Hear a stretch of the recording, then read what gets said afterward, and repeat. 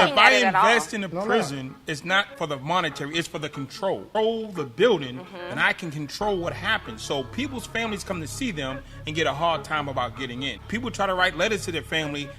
So we're going to do something different, you guys. Welcome to Sleepers Perspectives Podcast. Social proof. Whoa. God dang it. Social Proof How long you Podcast. been here with you? Listen. Episode. It's like the third one. We're not taking this out. Welcome to Social Proof Podcast, Donnie and David edition. I am David Donnie. That's David. Hey, Andre. Hey, what's up, girl? How you doing? I'm not going to do you like that. Well, we have to ask how Dave's week went. Yeah. How'd your week go? It was pretty good. It was pretty good. I did a lot of entrepreneurial stuff. Okay. We launched the Human Behavior Mastery course, sold out, and the clients are really, really getting value, and they're learning a skill set that's going to help them make a whole lot of money. So I'm super proud about that. Donnie, Congratulations. Before I talk about me, do you ever have fun? When you say have fun, what do you mean? Like, get lit, turn up. See, here's the thing. That's not fun for me. Okay, so what is fun for you? I truly enjoy jumping on my morning call every morning and teaching entrepreneurship. That's fun for me. She's not married, so it doesn't work. You're married. I'm married to this stuff. Yo, maybe that's a thing for me. I don't like that. So if people are like, yo, just sit down, relax, just watch TV. That's not fun for me. That's not, I understand. Or go to the club and that's not fun for me. Not ever, say you hadn't been to the club in 2 years and someone just says, Shans, I'm having a party. Just come and toast with me for my birthday. You can toast ginger ale. We da-da-da-da-da. You can't just two-step to a little Jeezy for a second and then slide out? Yeah. And that was fun, right? It was fun. Pass through. This is more fun than going to the club. Like this right here. I agree because I get to people call me a workaholic, but I don't feel like can you ask me about my week? No. So this is like lifestyle. I'm not interested anymore. How have you been? I'm doing well. Thank you, Andre, for asking. Yes. I mean, so my week, Okay. was incredibly productive. I feel like I've been talking about my week for so many times today. My week was fantastic. Got a lot done. I brought in several new students into my program. I have brought in more students to my one-on-one coaching program, which is limited. I think I have 1 or 2 spots left for that. So I'm really, yes. You need my coaching. You need my coaching. A real entrepreneur will pull out her phone and say, yo, you can sign it right here. Here's the link. Here's the link right here. No. But I had a real good week. So, I am at home by myself most of the time now because my daughter's in college. Congratulations. Thank you. And I miss her, but then I get into my moments where I'm like, I can just go home and walk around however I want to walk around. If I want to eat something, I can. If I don't feel like cooking, I don't have to. I literally 3 days this week thugged it out on Zaxby's French fries and felt no kind of way. If my daughter is there, I have to make sure she has a meal, right? I'm still a mom. How old is she? She's 18. College age. And you got to make sure she has a meal? Well, When I was 18, my mom did not make sure I had a meal. Absolutely. When I was 18, I was eating prison food. Yeah. So I'm a mommy, right? And my daughter does 99% of things that she's supposed to do. And I just feel like either it will be her cooking or me cooking. Either way, it's going to be somebody cooking for 2 people. It has to be me. She does a lot of things well. And days you can cook a lot of things, but mommy is so tired of cheesy pasta. Andre, how was your week? My week actually went phenomenal. I got 4 new contracts. So I had 2 hedge funds, one out of California, $25 billion fund, one out of Chicago, $20 billion fund. Both hired me to do some work.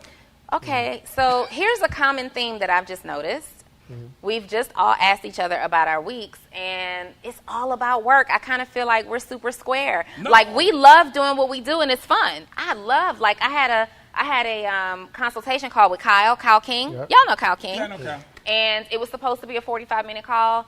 Me and Kyle talked for like over 2 hours, and it was the highlight of my day. Shout out to Kyle King, who's out here getting authors together, but it was the highlight of my day. What did y'all talk about? It was so fun. Going to the club? So, no, we didn't talk about going to the club. So, Kyle is one of my students inside of my 6-figure accelerator program.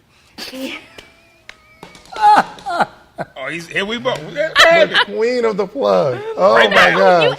Did Spun y'all back. run it back? Did he ask me or did he ask She just me? said we're corny. Right. No. And she goes right back to But work. she went into He asked Kyle what we King. talked about. What am I supposed to? He's in a 6-figure accelerator Kyle club where is you a signed up on student in my 6figureaccelerator.com. 6-figure accelerator program, and I am teaching him through that program how to put together his consulting program, coaching program, or information-based entrepreneur program. I love it. I need a program. I don't have a program. Right. Anyway, so Kyle is really advanced in that program. Through that program, I offer group coaching as well. How many people do you have? It's a done with you. It's a done with you program. There are more than 40 people in that program right now. So it's a done with you program that is a combination of online training and coaching for me. Kyle is really advancing through the program. He was able to generate more than $20,000 in his first 2 weeks. So, Anyway, do I get to do what a we commercial talked too? about- No, yeah, let's I You say, what did asked y'all me talk a about? question. I'm trying to set Okay, it go for it, up. go for it. No, I love Oh, it. it's a So, setup. He needs He needs Oh, let me get my more. credit card out. He needs more advanced one-on-one attention because he's got a lot of moving parts to his business model, and he wanted to hire me to be his one-on-one coach as well inside of my program. Are you So- doubling up? Yes, and he understands that fully. So he's The best kind of client. He's a Pay student. a lot, learn slow. Pay fast, pay a lot, learn fast because I like all the stories. I don't drag people out. I want story after story after story after story. So as soon as you get, we create clearly defined goals in the beginning. As soon as we knock those things out, So for the 2 hours, what did y'all talk about again? we were just talking about his business. We were talking about all of the vision that I saw for his business. Like, one of the amazing things about coaching, and both of you guys know this because you talk to people all the time as well, is that you literally will have an idea that you can only see in this window. And then you go and talk to somebody else who understands the bigger picture. You go and talk to a visionary, and they're able to say, ooh, have you ever considered this, this, this, and this? And I showed him several different ways that he could grow that business and actually stand out in his marketplace. So it was just to feed off of the excitement that he had, like that discovery. You know how it is when somebody discovers something and it's like light bulb switch. Yeah, for sure. That was, so we went in, and it wasn't even supposed to be. Everything that we talked about today should have been in his first session that starts next week. But it was I was at breakfast. Why not? Why not, right? Why not? Bonus. There you go. Here's the thing. So you were like condemning us about talking about business. And he said, I talked to one of my clients for 2 hours. And I'm thinking in my head, you're about to say, oh, we just shot the breeze. No, We what just I was chopped it up." saying was, what I said before that in all Accelerator fairness- program. No, what I said was, I get it, it's fun. I literally talked to one of my clients today for 2 Right, hours, right, and it for was sure. so much fun. Now, what you guys didn't see off camera is that me and Dre are going to go turn up at Cheetah later on tonight. So Listen, For sure, and that's fun. see you at the building. that's not really fun for me. I'm indulging Dre because he's visiting. Right. We can go to Roof Chris Steakhouse. I'm off. I don't really like the Where you steak want- there. where you Hold want to on, go? you love flank steak. What do you mean? You want to go to Flank steak and scrambled eggs. You want to go to Morton's then? I like, what's my other spot right here on Howell Mill? Starts with an M. I'm not from here. I don't. I'm I'm going to gonna- say holy steak, though. I'm going to tell you in a minute. We'll go. Whatever it is, we'll go. So here's what I'm. Fun here's for what me, really though, fun for me is taking me, I love to fine dine. I love to fine dine and I love to travel. Take me to a nice restaurant, and I don't mean take me. Let's go to a nice restaurant. I was say. Let's travel and let's discover new stuff. Like, that is fun for me. If my homegirls are having a birthday party or something at a club, I will show up. I got fun for you. Okay. I love playing Monopoly. I like it too. I love it. I love playing. That's fun for me. I win, but I don't love it. I love playing. Well, see, here's the thing. David has gotten me hooked on these phone games. Tic-tac-toe, Connect you're 4. busy. He stopped playing Risk. with me because, he stopped playing with me because I beat him so much. Don't even try to deny it because I don't delete texts. Can we just move forward with the conversation for the podcast? Golly, you bringing up old stuff. Old stuff. So Dre, you're Yes. out here changing lives. You know what I love about what you do? I literally saw I saw a woman, an African American woman, and I'm not going to call her out because I hate doing that kind of stuff. But she did this episode on her own Instagram where she Somebody I know. Yeah, I mean, a lot of people know her. She did an episode where she thought that black people should pool their money together to purchase prisons. Buy a prison. Buy prisons. Buy a prison. Okay. Buy a prison. I'll run it. You buy it, I'll run it. Yeah. I don't know that that's where black people should put their money, right? I just don't. I would say this. I don't think I would say that's. this. With the prison thing. We're there. I would much rather a black conglomerate. I'd rather have you and Dave own the prison because I'm going to get treated better. You have my best interest in heart. Do not leave me with the people who don't care for me and hope that they do me better. Because the prison's There's a reason they call HBCUs, because they're supposed to treat us better, understand us more, and then connect with us. Do you think that would really happen, though? Black people owning prisons? It gets to what my father would say, they won't let you.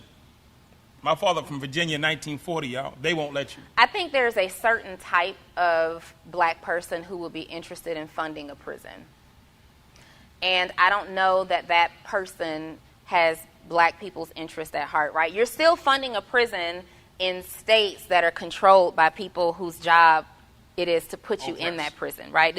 You're still owning the home that oppressed people have to go to, no matter how you slice the cake. There's only so many nice ways you can treat people in prison. And what I love about what you do is that you work with the prison system to make the prison experience for people who are there feel human. You got I got a friend I work with out of Phoenix, Genius Network owner Joe Polish, and his whole thing around helping people is treating people with humanity. Treating people with kindness. We cannot punish people into being better. We cannot torture people into being better. Ooh. So if you are in prison or you're in addiction, you're in a bad relationship, you're at a bad job, we can't twist your arm into you having success. We have to go in, meet you where you are, engage you, embrace you, heal you there, and then walk you out. So the concept of working in, I spent 14 years in prison. So when the concept came of going back inside, it wasn't like, wow, I want to do this. And somebody said to me, Dre, who better?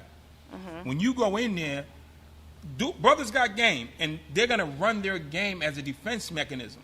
So if we send someone with a kind heart but doesn't understand the game, they're not going to get the help that they need. Right. You understand the game, you can get through the madness and get to the root of the problem, which is their personal pain and how to transform from that. Whether it's entrepreneurship, it's neglect, it's abuse from the past, whatever the thing is, they need to rectify.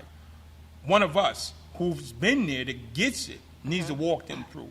All these doctors and scientists and specialists, whatever they're doing, they're not getting through. Yeah. So I go in not because I like going into prison, but those are my brothers and sisters. I speak their language. I am the thing at one level as a role model of what they want to be, not be a speaker but successful. And I come in, I share my truths and my faults. And I think that's part of the reason why I just don't believe it's the best investment for black people to pool money together to purchase a prison. Because even if we own it, right, this is our prison, there are still politicians and lawmakers who are in charge of who goes into those prisons, right? I just wouldn't want my financial portfolio being attached to this home, this dwelling, where so many African-American males and women are wrongfully incarcerated. We see it differently. I guess I don't. I get it. I understand the other side, too. I don't think I would invest in a prison because the concept just doesn't feel right for me. However, I do get the other side where it's, okay, there are going to be prisons built that, like on the inside, it's some savage stuff going on, right? And if you can create one that kind of just less savage. No. It's less. This is the thing. Y'all are both looking at it from a monetary investment. No, I'm not. I'm not looking If at I it at all. invest in a prison, it's not for the monetary, it's for the control. Right, So but that's what I'm I saying. can control the building, and I can control what happens. So people's families come to see them and get a hard time about getting in. People try to write letters to their family, and their stuff mail gets So lost. are those decisions prison-based or law-based? Prison-based. Okay. So from that perspective, I can see, if there has to be a prison, Right. let's own it so that we can make Access life to law better. libraries. Access We to can law make libraries. things better Access inside. But for me, still, it's not monetary at all. It's and the person who brought this idea up, for that person, it was monetary. Like, yo, this is what we can do and make money. And but for me, it's more of a moral thing. Like, Right. yes, I own this building and I treat people well who are inside, but can I still sleep at night knowing that a lot of these people who are inside shouldn't be here, and I get to go home to my family every day? I just, for me, that's not my mission. I would like to do what you do, though, and go into environments like that. In fact, I do. I've worked with a program here in DeKalb County whose job it was to rehabilitate youth who were like one strike away from doing real time. Youth who had been in and out of the system, and they have one more time before it's a wrap for them. And so that was really effective, and that was really enjoyable. Just relating it to entrepreneurship, I was just saying, what do you think about owning it? Can I give you another perspective? So let's say that the prison system does get cleaned up. Let's just say in Georgia, like there's a group that comes and buys the prisons in Georgia and cleans it up, and it's not as bad. And I'm not advocating either way, but is that an incentive to do more crime because the consequences are less strenuous? You're not lessening the consequences.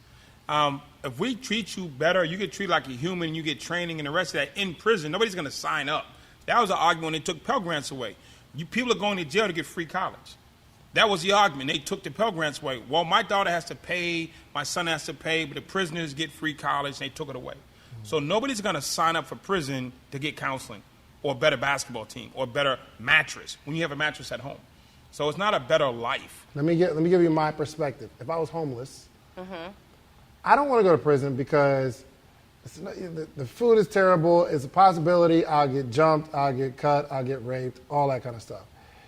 But if in Georgia the prisons are nicer, Homeless people do that now. I was going to say, the They do homeless that now. people intend, They go to some county jail. homeless people do things to get locked up so they have a safe place to go at night. right? So so I don't know. I'm not advocating either way, but I can see the argument on both sides. You're missing this part.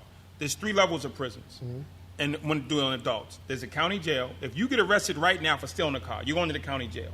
If you get arrested for murdering somebody, you're going to the county jail. If you get arrested for breaking in the house, you're going to the county jail. During your time in the county jail might be anywhere from 1 day to 2 years. You're going to wait trial.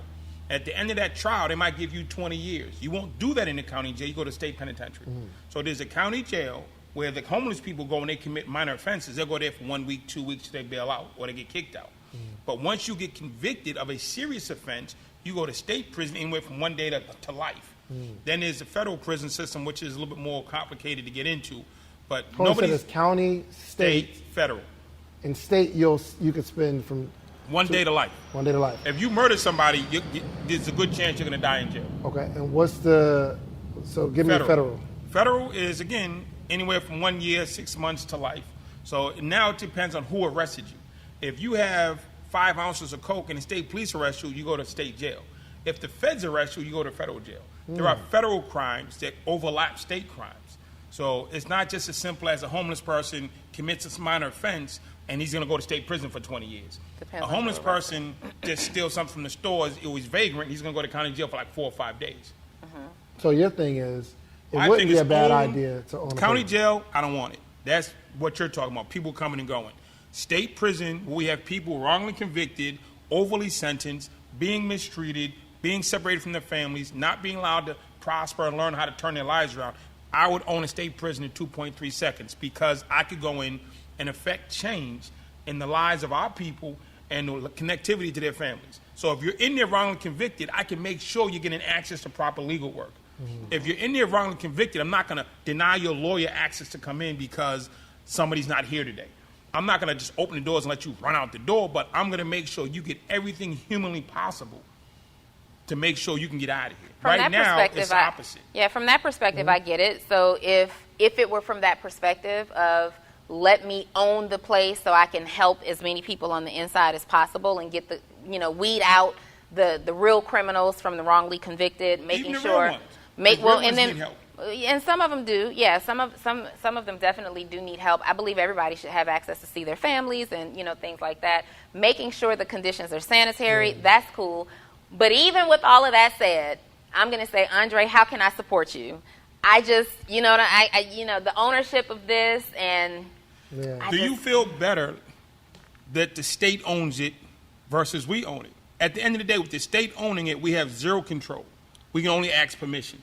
So all the things that you would want to do, and let's take it to female prisons too. You have 1,000 females in a prison.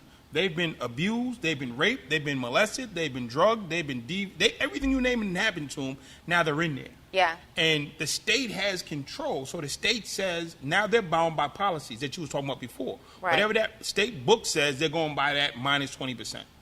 You can go in there and say, you know something? I can bring Dave's entrepreneurship program in. To bring Dave in, where the state prison is all kinds of red tape.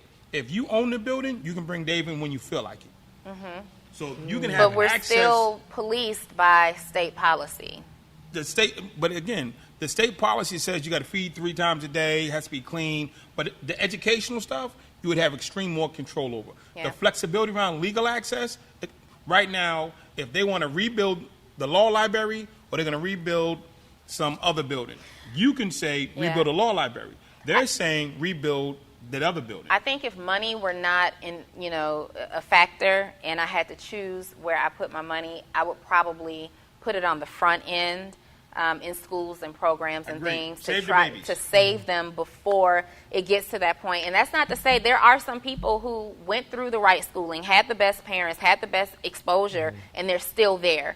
Some wrongfully convicted, some rightfully convicted, but I think I would put my money on the front end and feel better about that. What is the market on buy and sell prison? Is that a thing? Like, people buy and prison sell? is big business. I'm saying, like, how ready, is there like a website for it? No, like, the way it works is we get a website for it. Did he say? Not a website. But He said website. You know how LootNet has Amazon.com. You got the password so we can see what the bargain prices are right now. Do you know how it's on sale during COVID? There are websites for cars, car dealerships, where you want to. Okay, forget it. There are some prisons that have been built that are sitting empty. Yeah. Because what happens, people get together, they build a prison, then they try to get a contract, and they don't get it, and the building sits empty. Is there a membership group for that? I'm about to look up because how to buy a prison. It'd be so funny if there's a website like We Buy Prisons. He's always Googling something on me live and in air. While he's doing that, I have to point out, though, it's kind of dope that we're all like in sync in our gray colors. I wish I had on black jeans. I feel like, But you're a black queen, so it's okay. What? A private prison can Andre offer Norman. their services to the government. No, how do we buy it? I'm looking for it. I just thought that was cool. No, we don't. Because we're not going to stay on this topic. We got to move on. So I want you to prove to yourself that you were wrong. So the point is, you're just saying that there's no website. No. There is no .com that says come here for prison purchase. Now, there are some empty prisons sitting that you can actually purchase, but it's not a website. Yeah. So how do you buy a prison? You probably just find the have to person know. who built it, they can't get it filled, and you buy it. Oh, so if there's a prison that's not filled, maybe there are some people in there. No, empty. Like if you left so you can only buy empty prisons? No. Yes. Or unless it goes for sale. If you buy the company, I have a company what website do they put it on for sale? They have their own little network. That's what I'm talking about. That's a business. The network, not a website. They're not selling. There's CCA that owns maybe 30, 40 private prisons. If they sold the company, you get everything included, which is the prisons. Right.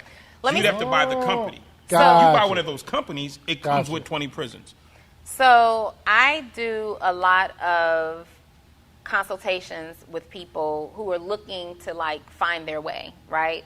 In entrepreneurship specifically. I do get calls frequently from, or inquiries frequently from people who are starting their own business because of previous Fed time or prison time or whatever the case may be. And they feel like their options are so limited because they have these felonious pasts, and now, what do I do?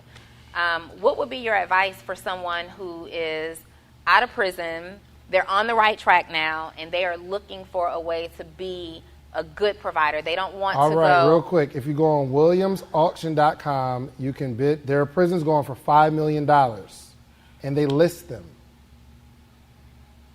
So there's a website where you can buy it. Let me see your phone. Hold on, let me get back to Okay, it. I So will give look, it to so her right Business now. Insider, right?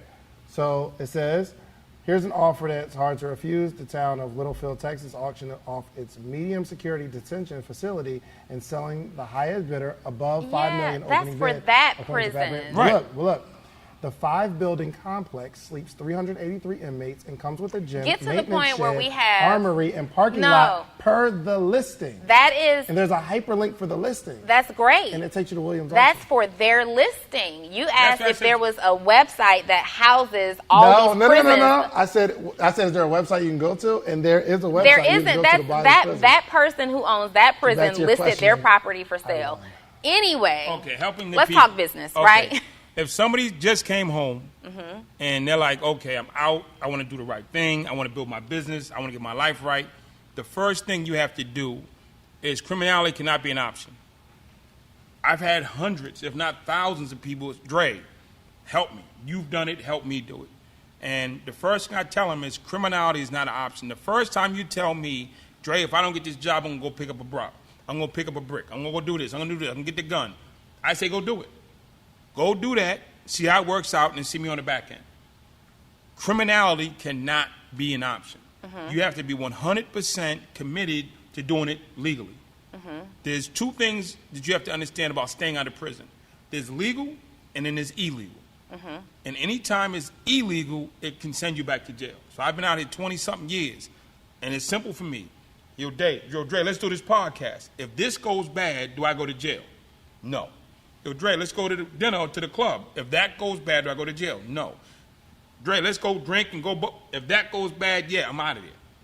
I'm out of it. It's legal or illegal. So they have to first make up their mind that going back is not an option. Then once you burn that bridge, you can only go forward. But how do you break that? Because there are a bunch of people, I suppose, like, let's just say my cousin, right?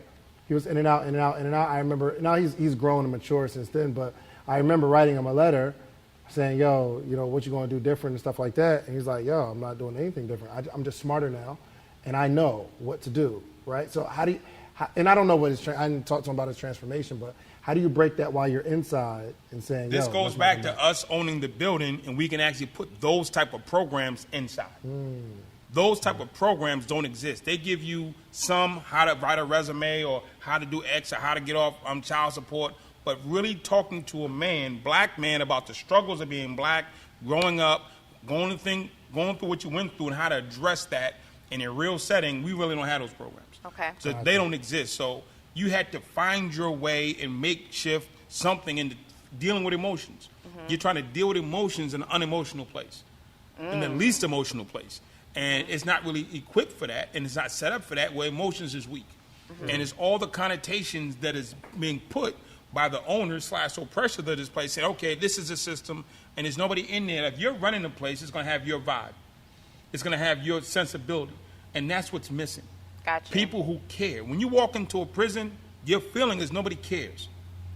There's nobody here Did that you cares. feel that way? Of course. Okay. I mean, my homies, in theory, care about me, but the people that run this place don't care. So when that dynamic changes, when your child comes home, she thinks you care about her. She knows you care about her, and it affects her, how she moves through your house. When she goes someplace else, she's going to say, it ain't like mom's house. You know what I'm saying? Mom cooks, does it. The caring matters. We're going into stale buildings, stiff buildings with oppressors who may not, it's not about like us or don't like us, they just don't care. Right. It's not their job to care. Gotcha. That's real. Does it matter that turned off? Is that an indication? No, because there's a different battery in there. So it's just a different battery that's in there. No, we're good. Yeah, we're good to go. It's just this battery, the battery that is the thing just died. So we're good. Thank you, though. So I would say to your people, step one, make up your mind. Okay. Then step two, get support. I personally did counseling inside. And for the record, it's called mental health counseling. Okay. Because I had severe issues. You did that when you were in Inside. prison. Okay. I went to counseling inside because I had issues and I needed to learn how to process. The number one thing I needed to learn how to do was not talk faster, not jump higher, not run, how to process my emotions. When somebody says something to me, how do I handle that? How do I respond? When things don't go my way, my processing ability. And I went to counseling outside. And then you have to be really mindful of who you put yourself around. How long have you been out of prison? November will be 21 years. Okay. How long do you think, if you remember, were you in that counseling stage? I still go to counseling. You still do? Oh, yeah. Okay. So you believe it's important to continuously get that type of support? I'm not going to stop what works. And considering if it doesn't work, what's the recourse? I go to prison. I'm doing something that works, and the back end of that working is I stay free. So why would I stop something that's helping me stay free? I mean, it's worth the money, it's worth the time, it's worth the investment, because we always say, I'll do anything not to go to jail. I've heard it, I'll do anything, I don't want to go back to jail. I'll work it here. But be right back at jail. Right. Because they were lying to themselves. Yeah. I'm saying because they weren't being held accountable. Well, they said it. They never believed it, though. And what is your advice on the exit? Like, what are some of the things that you're telling them? Like, when you get out, is there like a 10-point checklist that Andre has? Like, these are the things you need to consider. I do. Okay. I haven't have written out, but I. That's what you in the middle of our podcast. That's what we doing. Yeah, that's what we doing. That's money. That's a Genius Network. Wait, is it money? No. It's a Genius Network. Genius Network is the number one mastermind group in the world. Plug. Hey, no. What's the website? What's the website? GeniusNetwork.com. To get in, to be a member, you have to have like a $10 million business, and it's $25,000 a year for the junior group, and it's $100,000 a year for the senior group. And you get, for $25,000, you get 2 meetings. For $100,000, you get 3. And the key thing is, you're not paying to be in the room. You're paying for who's not in the room. That's the slogan. The money Elaborate on that for him. the $25,000 you're paying is not. This is a mastermind. This is a mastermind. You're not paying for who's in the room. You can go to mastermind for $100 or $50. You're gonna have everybody and their mother in that room. All the people who ain't serious, all the people who are procrastinators, all the people who are gonna waste your time, all the people who are gonna say they can but they can't, all the people who are trying to come up. See, Donnie? At $25,000, if you write a check for $25,000, you're ready. You're about your business and you're ready to go. We're about to put If together you write a check for $100,000, you are extremely ready. Me and Donnie's going to put together a mastermind. I'm gonna walk out. Take my mic off. I'm done. Take my. Talk about the mastermind. Anyway, I want to help you. Oh, so you want me to tell, and then you're gonna tell? Who's gonna talk? So I think it's important that we put together a mastermind, but I think what you said was key for the people that's not going to be in. Not in. And I don't think you even putting together a mastermind isn't about an income opportunity. It's about being able to connect. Obviously, you got to charge people for people that are qualified, right? But it's so tough to create something like that. But how do you do it? Because I'm going to tell you, it's called the suburbs. The houses in Alpharetta aren't better than the houses in Bankhead.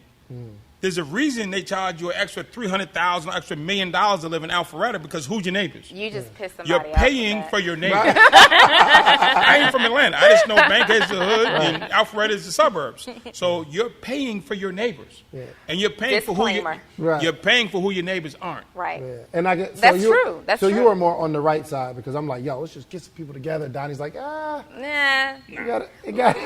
Everybody can't come in the room. Everybody can't come in the room. There has to be, and let's talk about that because it's important. So I see a lot of entrepreneurs, aspiring entrepreneurs especially, just wanting to be in the room. So they'll go to any event, right? Because we always talk about make sure you're plugged into personal development, make sure you're getting coached, make sure you're attending these conferences and getting the motivation and getting these action steps. But they're literally going to any room, following any, influencer or person who can post a picture with the car and look like they're doing something, and then they're discouraged because they're in the wrong room. Yeah. So how do you qualify the room that you want to pay to be a part of? I don't know. Well, the way you qualify is what are you doing?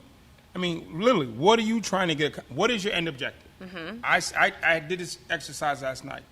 I want to have a house in a really nice island with an automated business, and I need $5 million in the bank, and I wrote out what I want. End. Then I come back to what am I doing? Is what I'm doing going to get me there? A lot of people are just, I'm trying to start a business. But why? They don't have a why. I just want a business so I can make money. But why? Okay, now you're making money, but with no goal or no direction. But why? Right. So you need to be clear on the end and the exit. And most people aren't clear on the exit. So therefore, the entire time is not wasted, but it's misdirected. So here's how I qualify what I invest in. Number one, usually the events that I attend, I'm already familiar with the people who are putting these events together. And they have to be people who are actually in places that I am trying to go, right? Number one, across the board. If I don't know that I know that I know that you're in a position that I am aspiring to be in, I'm good. There's some other prerequisites that have to be filled, right? I may not know who you are. I may just be new to your network. Also, your event should communicate a transition for me, right? So I don't want to just come and hear a bunch of speakers on stage. I've done that for years. Right. I've been in that room. I can pull up a YouTube video for that. What am I going to get as a result of being in this room? Am I walking away with actionable steps? If it's a real estate event, do I have an opportunity to be a part of an investment project? Like, is there something real and tangible that's going to get me one step closer to my goals, right? I don't want to attend events anymore that's about coming to the event and then we're going to sell you another event, after it. Maybe sell me a mastermind that puts me in a position to be doing what I want to do, or puts me in a position to cash in on this investment opportunity. But there has to be a well-established, very clear end result for me. Right. But some people, they'll join a mastermind just for the network, just to be in the room, just to expand their network, because they know they're at some point. I want to have a different group of people in my phone. Yeah. Right. Yeah, so you're right. I guess people join masterminds for different reasons. Yeah, people join any type of a networking environment for different reasons. Some people, as we get older in life and our responsibilities change, we lose friends or we outgrow friends. So some people are going to look for friends. Some people are going to practice, regaining their confidence. Some people are looking for connections that they can do something with. Here's the problem with networking events, though. Networking events, if you are not going to network with a goal in mind, not just put a whole bunch of phone numbers in your phone, not just meet a whole lot of people and post pictures on Instagram, you have to be totally focused on, okay, this network is putting a bunch of authors in the room. How can I maximize this network? What do I need from a room full of authors? Or this networking group is putting a bunch of investment bankers in the room. What do I stand to gain from going into this network? And you got to be totally focused. People are going to networking events drinking and getting drunk and staying in their cliques. They're staying with the people who they arrived with. Yeah. Nobody is networking. And more than that, people are not networking with a purpose. That's real. So when you walk into a room, what are you looking for, Dre? When I walk into a room, I already know what I need. So right now I need a videographer. So when I come into an event, who does video? I'm going beeline to that person. Yeah. I need a manager. I'm beelining the manager. I look at people online. I was watching a video the other day about the Rough Riders. And I kid you, I got the lady's picture on my phone. And there was a lady on there, she was the manager or such and such for somebody, and she was running the whole thing. She was like the office admin. I took a picture. Boom, I got her name and number. And I looked up online, and I might one day reach out to her because she ran all the Rough Riders. That was her job. I need that. So I wrote her name down, took the picture on the screen, paused it, screenshot it. I got it in my phone, real talk. And because I know what I'm looking for. Right. So if I come into a room, I know what I'm looking for. Good. And I'm looking for, and then I'm always open to something I might not have been expecting, but I know what I'm looking for. I know my business. I know what it's lacking. I know what it needs.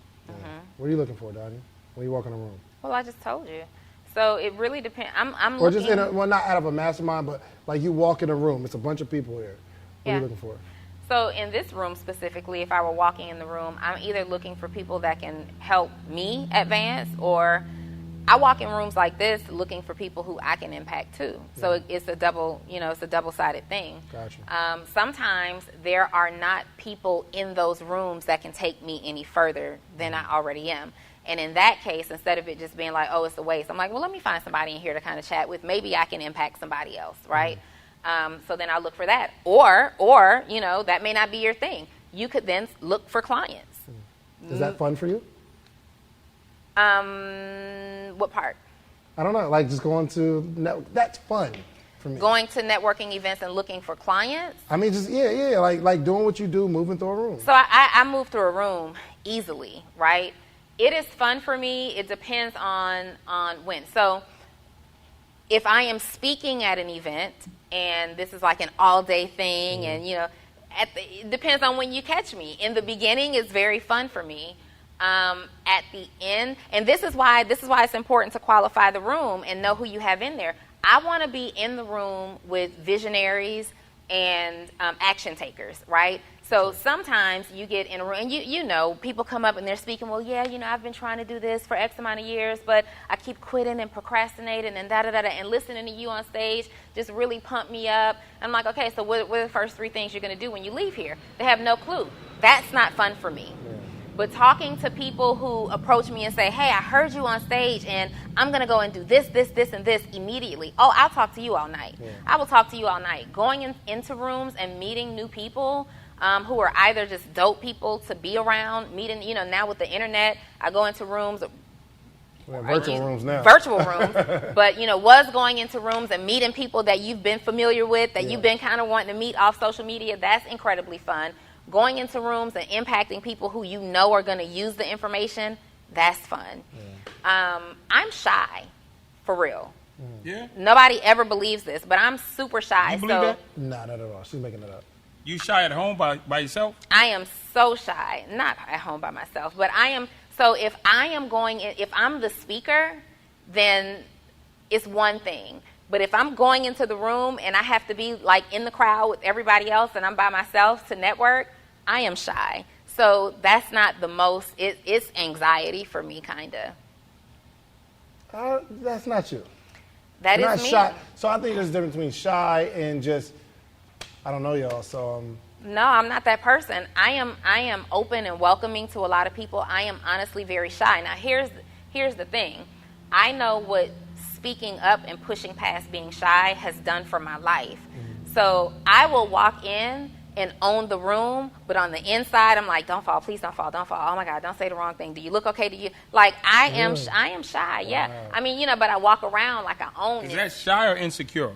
I'm not insecure whatsoever. No, that doesn't sound shy to me. What you just said wasn't shy. That doesn't sound shy. It is shy. Like shy is I don't want to be in there. Conscious. Too many people. I am.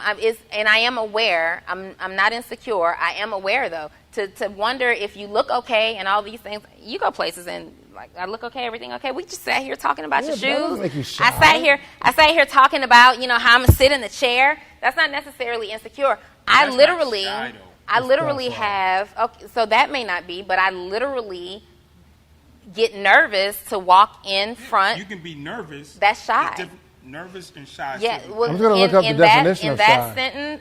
In that context, yeah. Okay. Well, the definition of shy is being reserved or having or showing nervousness or timidity in the company of other people. See, I went to public school. It's one of the private school kids over here. Yeah. She actually knew the dictionary.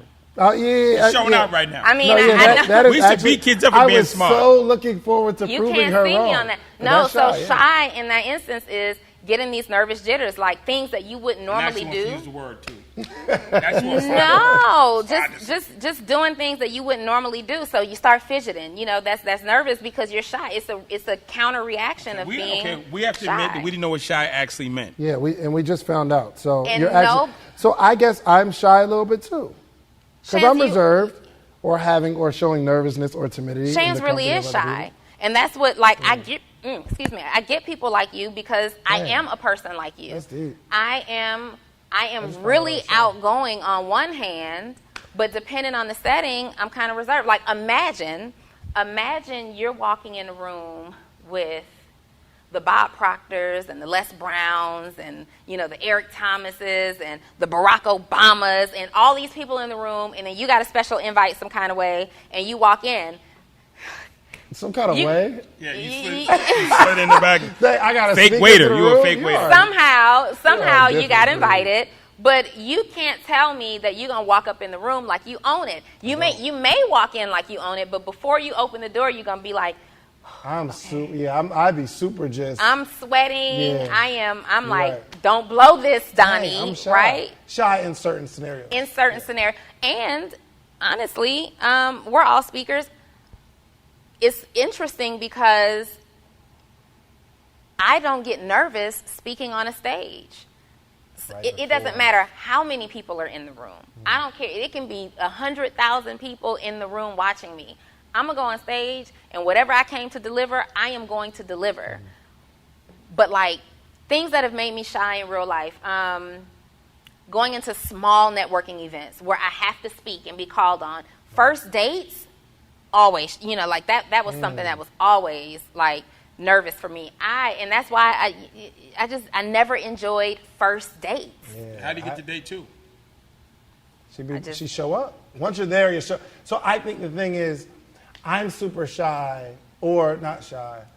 I am nervous before I speak every time. I don't care if I'm about to walk on stage in front of like thousands.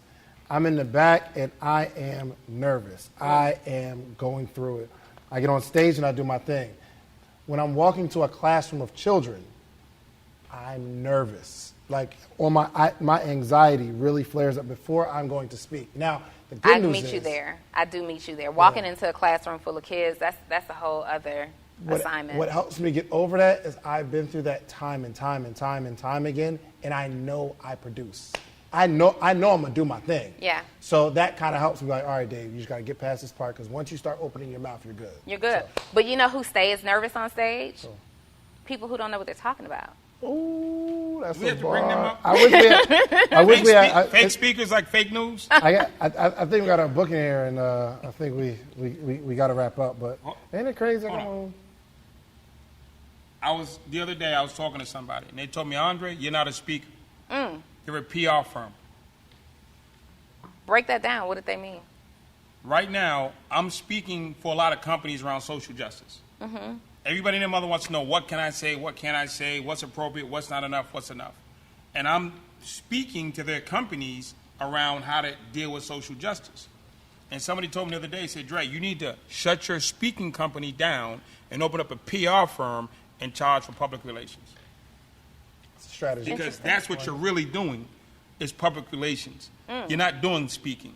They need public relations advice, and that's what you're really giving them in the form of a speech. Did you agree with that? 100%. So are you acting on that? Yes, I am. All right. Maybe this podcast could be a PR firm, because we just bring people up, and then. Well, we're not doing PR. Maybe not. You're right. All right, cool. So let's close this thing out, man, with last words of encouragement. There are websites where you can buy a prison. You know what I mean? Like, if it's an auction kind of. Send me the link. All right, cool. Do not. Shans, let's start with you. Some words of Ladies empowerment first. and encouragement. No, he does this all the time because you don't know this, Andre, but he is so adamant about trying to close better than I close. No. Here's the thing. I know I don't close better than you. No. But that's why I have to go last. It is quite possible for you to close better than me because you are a master with words and stories and things that I haven't mastered. I'm just really direct and in your face. You circle around subjects and you're able to like give these, well, if Bob was walking into the room right now, guy, and somehow he millionaire, you got the whole world inspired. Hey, look. You know I'm just giving lessons. Look, here's what's funny. When I'm done speaking, I never know how to close. So, like, my closing thing is, well, all right. How was it? How was it? Y'all good? You do. You do. You go first, Shans. I don't know how to effectively get off stage. Let's practice. So, see, now I'm nervous. This is shy. Cool. This is shy. I'm shy. Your forehead is sweating and everything. Let me breathe. So, look, I hope y'all enjoyed this episode. Okay, just continue to share this podcast. You can also join our morning meetup. All of these people and pretty much every other guest we've had on the podcast comes on to the morning meetup to show up and pour into our audience. So you can go to themorningmeetup.com, themorningmeetup.com, and just try it out. So for 7 days, you can come on our calls and just listen in for $1 just to see. If you don't like it, leave. If you do, stay. But the moral of the story is we have such an amazing group of people from all across the country. Literally almost 100 people join every single morning, Monday through Friday, to be involved in a network, to just like have more of these intimate conversations. So that's our show, ladies and gentlemen. Y'all have a good night. Anyway. Oh, you're closing the whole thing? We didn't get to say goodbye? MIC. You're going to close this out. All right, go ahead. Okay. And let Donnie close this out. Look, she's going through stuff in her head right now. I am not. I can go now. Just What's watch up? this. Off the Watch this. dome. No, I want you to wait, because watch how amazing of a closer she is. Oh, my gosh. I suck. Okay, close this out. I just say I appreciate your time, your effort, your energy. And my thing is, when I was trying to get my life together, at first I was running everywhere. And I finally said I had to find a home, and I locked in, I locked down. One teacher, not 20 teachers, one study, one system. Bruce Lee's famous quote, I don't fear the man who's practiced 100 kicks. I fear the man who practiced one kick 100 times. So I found my mentor, I found my tribe. For better or for worse, stop with the grass is greener and get what you can get, maximize it. And when people come to me, I send them, I say, hey, this is a test for me. I say, yo, go sign up for the morning meetup and do that for a week, then give me a call back. And I've had people tell me I didn't want to do it. I'm like, well, I can't help you. Because if you can't commit to that, then you're definitely not going to commit to me, and I don't want your money. It's going to be a headache, and just go away. Yeah. And I actually I want to see you win. And I came here to hang out with you because I enjoy hanging out with both of y'all, because this is just a good vibe. So I drove 4 hours to sit here to just vibe. I'm saying, because it's good to be around good people. So this is a form of counseling and therapy for me this week. I mean, I count this as my counseling hours, because it's good people, good conversation, going in a good direction, no negativity, no drama. And that's what you got to find yourself in. So if you're on this podcast, stay on this podcast. That's real. Now watch this. Watch this. Go for it, Donnie.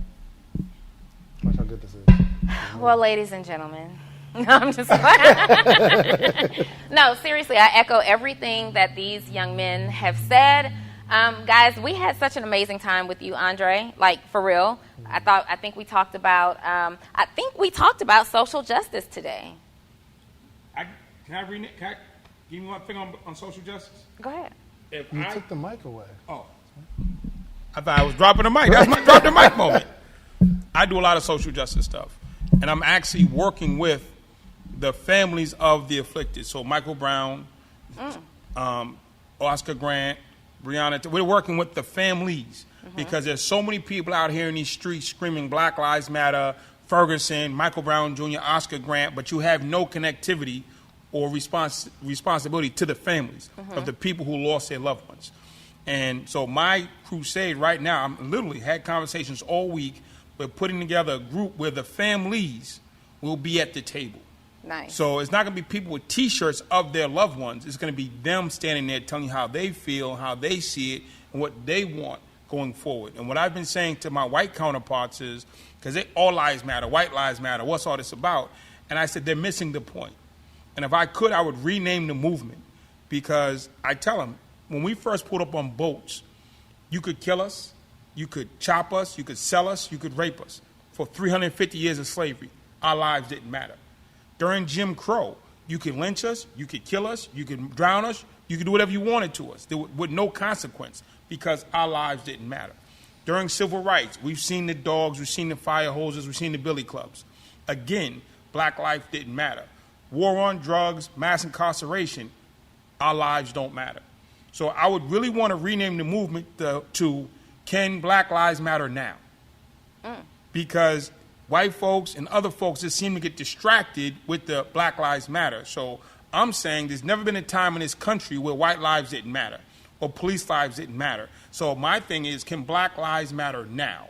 Is that enough for you to let go of this ridiculous opt-out and bait and switch conversation around why are they being sipped different? Well, not being different. What they're saying, for 400 years, we haven't mattered, and can we matter now? Yeah. So I could go on and on and on about that specifically. I feel like Black Lives Matter, period. We ain't asking, can we Black Lives Matter in a definitive statement, right? I'm so passionate about that. I think we could even do another topic about that and elaborate on that perspective. But just, to echo what these gentlemen said, we care. David and I put this together. We came together because we wanted to create. David already has, I have gum in my mouth. David already has an amazing platform for entrepreneurs that he exposes to people from the world of entrepreneurship, not just, trying to steer in one particular direction. And we've been working together over the last several years in different areas of, putting events together and putting programs together and things like that. So this is like the grandfather, I believe, of what we've been trying to do over the years. And I'm just excited to be here. I am excited to see the impact that we've been having. Like, it's fun. Yeah. And then to bring, experts up like Andre who are working in areas that are so untapped and areas that entrepreneurs don't even think about. Like, what today has really highlighted to me are the opportunities outside of the status quo of what so many entrepreneurs are trying to do. Everybody's trying to do some of the same thing because that's all they see. Yeah. We need to see more of this. We need to see more of like the grassroots stuff, growing big. This guy's getting like 5-figure, 6-figure contracts to go out and impact lives. And so many people are skipping this part because it looks too much like work, right?